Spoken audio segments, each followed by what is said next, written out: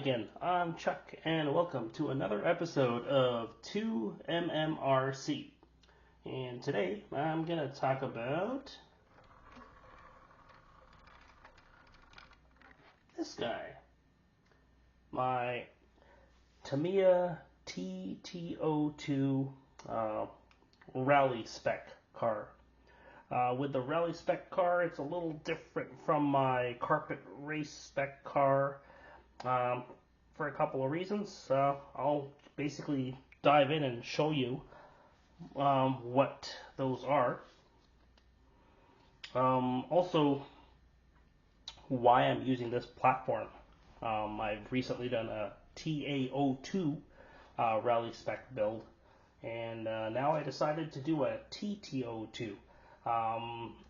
Personally, I think there's more options on the TA02, and it handles better. It seems to handle better. But one of the reasons why the TT02 is popular is because it's readily available. It's very easy to come by. In Canada, you can get this kit for under $200. And that'll give you a good platform to work on. Parts are readily available because they're still manufactured. Easy to get, easy to come by. That's why a lot of people do it.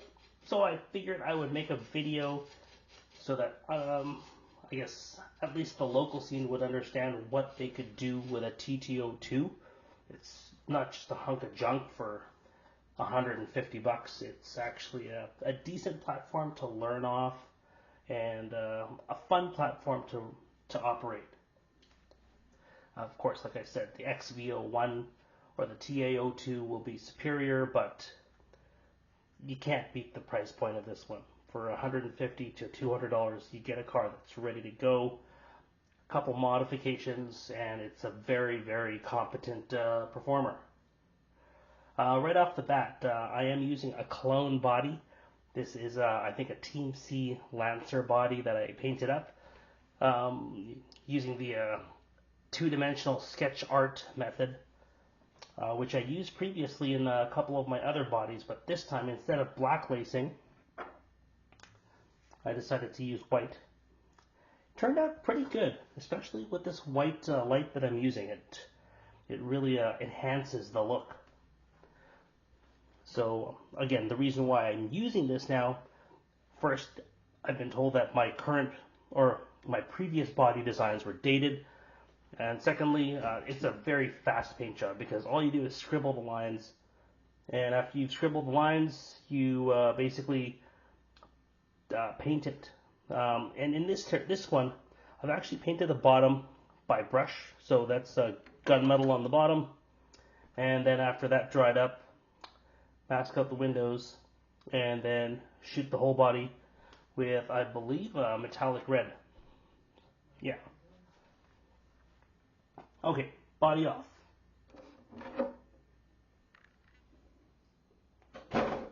With the body off, you can see the internals, and there's a couple of things about it that are pretty neat. First, right off the bat, the electronics that I chose. I chose a waterproof 1812 servo from Power HD and an XL5 speed control, which is it's a Traxxas speed control. The reason I chose those is because they're waterproof and water resistant.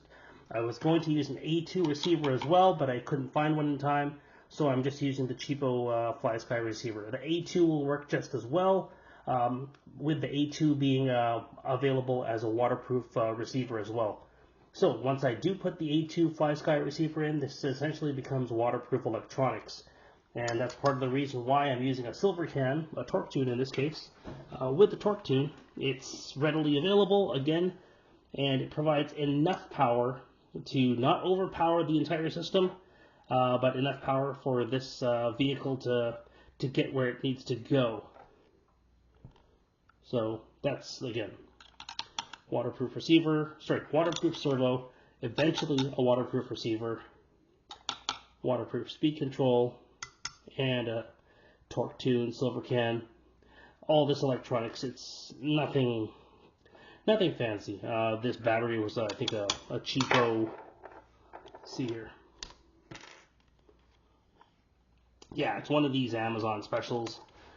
You could put whatever battery you want there. Orca, Team Zombie, Gens Ace, Reedy.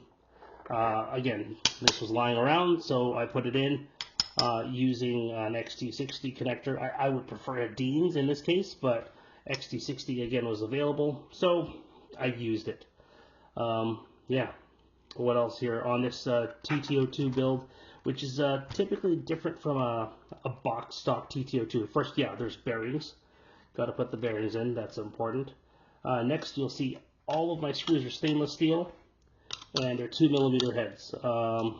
Not a single screw on this car is Phillips head or JIS, and that's, I guess, personal preference because I kind of don't like those. So, I mean, you know, to each their own, but for myself, I put stainless steel screws in. It allows me to use my standard set of tools, which I would enjoy better than lugging around a JIS screwdriver. On top of that, what else? I think, is that a Tamiya one? It is, yeah. Okay, so that's a Tamiya drive shaft.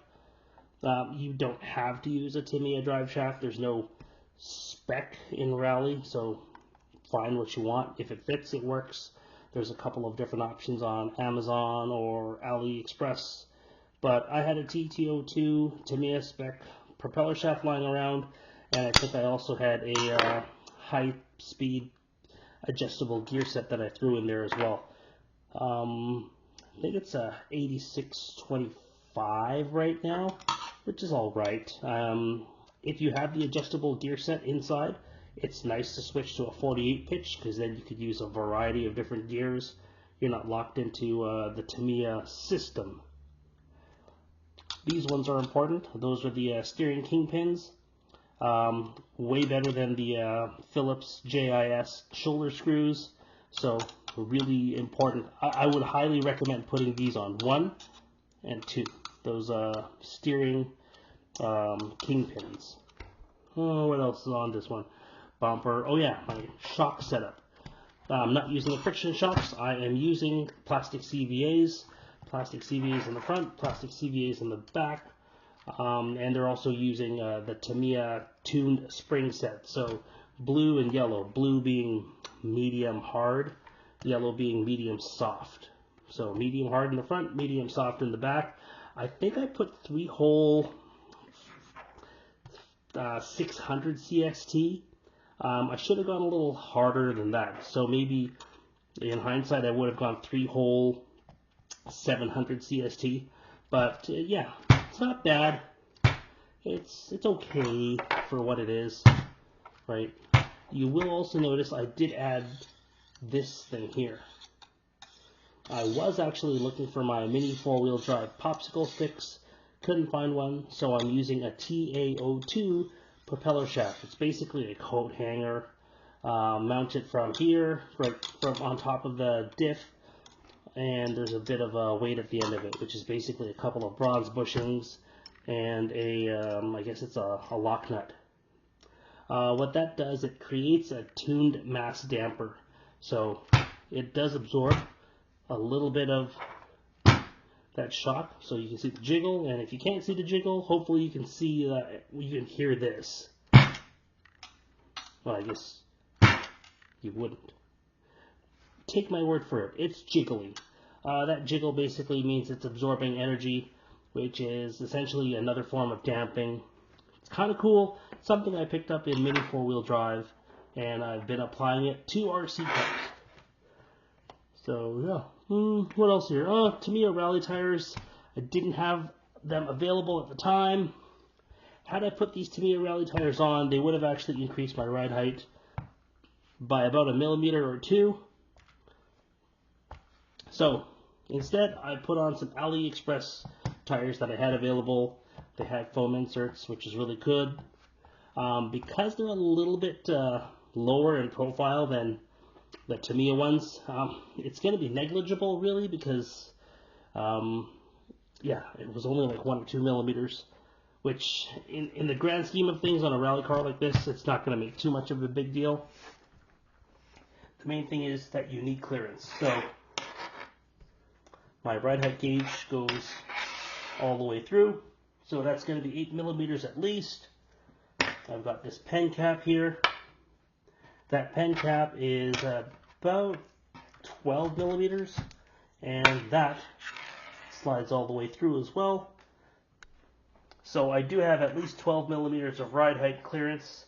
That'll be enough for me to have fun on a dirt field or some inclement rally terrain. It's good. It's fine.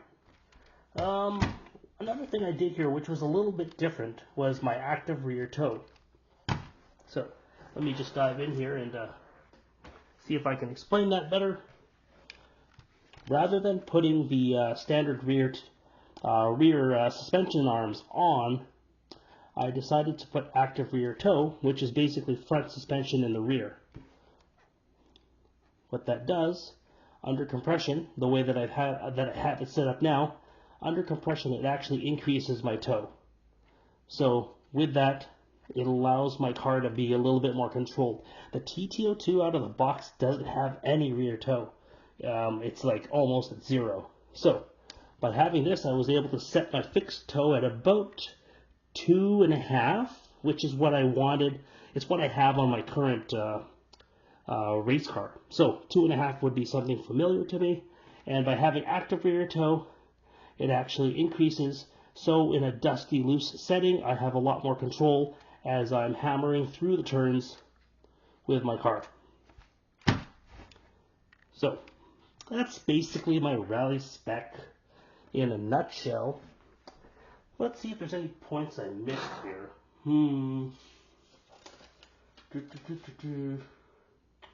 Well, that's pretty much it. I mean, I would use higher end electronics, but if I'm going to beat the crap out of this thing, there's really no point.